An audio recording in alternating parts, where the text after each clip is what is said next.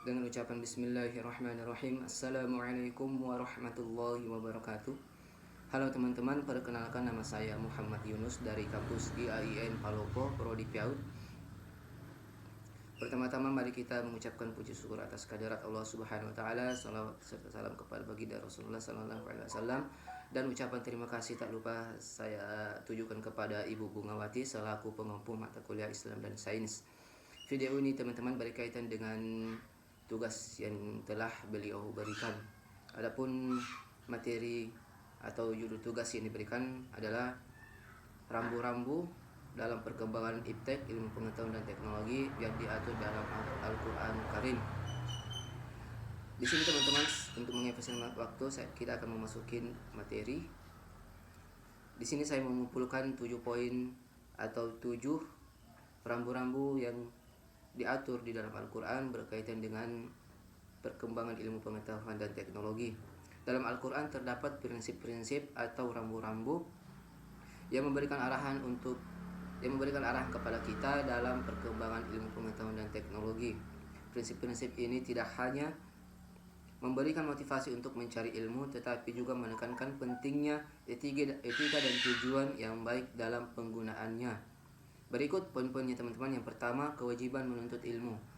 Nah, sebelum memasuki atau ikut dalam perkembangan ilmu pengetahuan dan teknologi, sebaiknya seorang muslim itu melakukan atau mencari ilmu dengan sebanyak-banyaknya sebelum memasuki atau sebelum terjun dalam perkembangan ilmu pengetahuan, agar apa yang dilakukan tidak merusak atau semisalnya. Quran surah Al-Mujadilah ayat 11, Allah Subhanahu wa taala berfirman, yang artinya Allah akan meninggikan orang-orang yang beriman di antaramu dan orang-orang yang diberi ilmu beberapa derajat. Ayat ini menjelaskan tentang kita pentingnya ilmu sebelum melakukan sesuatu, baik itu hal yang bersifat duniawi, terlebih lagi dalam hal akhirat. Al-Quran memerintahkan umat Islam untuk menuntut ilmu sebagai bentuk ibadah. Ilmu pengetahuan dipandang sebagai sarana untuk meningkatkan kualitas hidup dan memahami ciptaan Allah Subhanahu wa taala. Nah, selanjutnya poin kedua, yakni pengamatan dan penelitian alam. Dalam Quran surah Ali Imran ayat 190, Allah Subhanahu wa taala berfirman, sesungguhnya pada penciptaan langit dan bumi serta pergantian malam dan siang terdapat tanda-tanda bagi orang yang berakal. Ayat ini menjelaskan kepada kita bahwa apa yang ada di alam ini, di alam semesta ini adalah tanda-tanda kekuasaan Allah Subhanahu wa taala, dan boleh bagi kita untuk melakukan penelitian atau semisalnya dalam mengetahui lebih lanjut. Al-Quran mengajak manusia untuk mengamati fenomena alam, merenungkan tanda-tanda kekuasaan Allah, dan menggali pengetahuan dari ciptaannya. Ini merupakan landasan bagi perkembangan ilmu pengetahuan berbasis observasi dan eksperimen. Ayat ini menjelaskan kepada kita bahwa boleh melakukan penelitian dalam perkembangan ilmu pengetahuan dan teknologi. Poin ketiga, manfaat dan keseimbangan. Allah Subhanahu wa taala berfirman dalam Quran surah Al-Qasas ayat 77, dan carilah pada apa yang telah dianugerahkan Allah kepadamu, yakni kebahagiaan negeri akhirat, dan janganlah kamu melupakan bagianmu di dunia.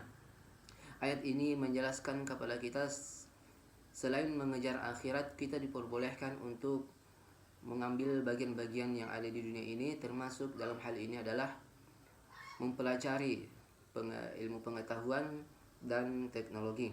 Pengembangan ilmu pengetahuan dan teknologi harus bermanfaat bagi umat manusia dan tidak merusak keseimbangan alam. Prinsip ini menekankan pentingnya tanggung jawab etis dan inovasi teknologi. Poin keempat, larangan kerusakan. Allah Subhanahu wa taala berfirman dalam Quran surah Al-A'raf ayat 56, yang artinya, dan janganlah kamu berbuat kerusakan di muka bumi setelah Allah memperbaikinya.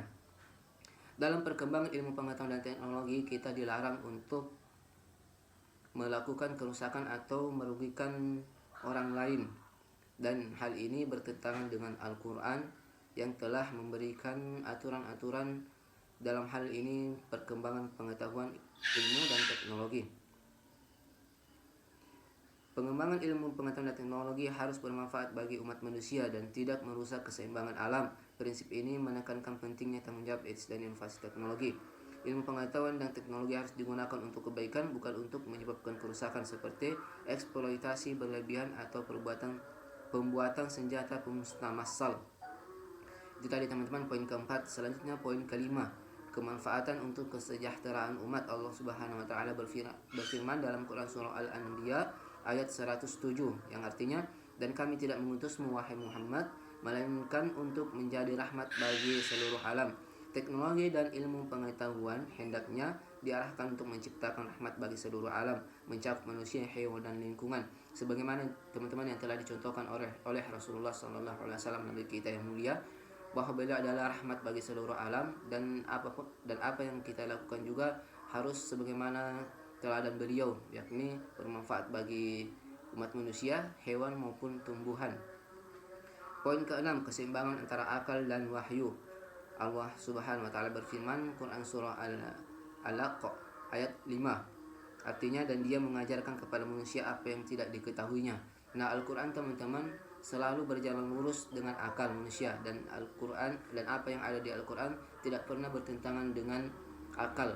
Nah, dalam pengembangan ilmu pengetahuan dan teknologi, hendaknya manusia atau kita sebagai seorang muslim dalam perkembangannya itu memerhatikan ayat dan juga akal. Pada poin ini saya menekankan bahwa akal harus selalu tunduk kepada ayat atau firman Allah Subhanahu wa taala, dan Al-Quran tidak boleh diatur oleh akal. Namun pada dasarnya Al-Quran dan akal selalu berjalan lurus dan tidak pernah terjadi pertentangan atau sesuatu yang di luar akal. Walaupun jika kita menemukan hal-hal yang semacam itu, bisa jadi akal kita lah yang belum sampai atau kita yang belum mengetahui atau menguasai ilmunya. Poin ketujuh atau yang terakhir, pentingnya niat yang benar. Dalam Quran surah Az-Zariyat ayat 56, Allah Subhanahu wa taala berfirman yang artinya, dan tidaklah aku menciptakan jin dan manusia melainkan agar mereka beribadah kepadaku. Ayat ini teman-teman menjelaskan kepada kita pentingnya niat. Segala sesuatu itu tergantung pada niatnya. Dalam hal ini perkembangan ilmu pengetahuan dan teknologi harus kita sertakan niat yang baik agar apa yang kita lakukan dipermudah dan bernilai pahala di sisi Allah Subhanahu wa taala. Tujuan dari pengembangan ilmu pengetahuan dan teknologi dalam Islam adalah untuk mendekatkan diri kepada Allah Subhanahu wa taala dan memberikan manfaat kepada umat manusia.